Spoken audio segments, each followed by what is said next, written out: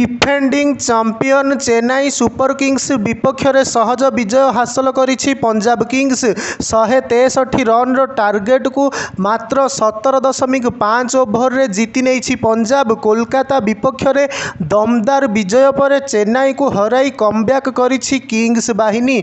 M Chidambaram stadium रे खेला जाइथिबा एही मैच रे प्रथमे बैटिंग करिथिला चेन्नई।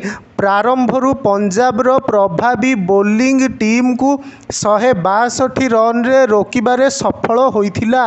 दुई ओपनर अजिंक्य राहाणे और ऋतुराज गायकवाड़ भल आरंभ करथिले मध्य उभयंक जोड़ी बेसी समय तिष्टि पारि नथिला। सेहीपरि शिवम दुबे कौनसी रन करि न पारिबा एवं रवींद्र जाडेजा 2 रन रे आउट होइजिबा दलीय स्कोर को धिमेई देइथिला। केवल ऋतुराज गायकवाड़ सर्वाधिक 48 बॉल रे 62 रन संग्रह करथिले। अन्य मानक मध्यरे केही बड़ स्कोर करि पारि नथिले। फलरे निर्धारित ओभर रे दल 7 विकेट हराई 162 रन संग्रह करिथिला।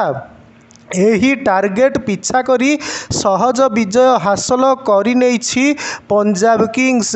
पुणी थरे जॉनी बेयारस्टो और राइल रासोंक विस्फोरक बैटिंग दल को विजय भेटी देइछि। उभय यथाक्रमे 30 बॉल रे 46 एवं 23 बॉल रे 43 रन संग्रह करथिले।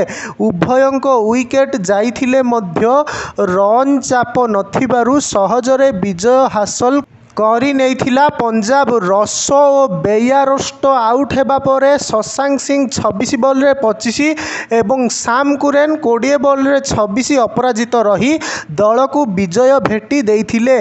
घातक बोलिंग पाई Harpreet Brar player of the match विवेचित होइछन्ति।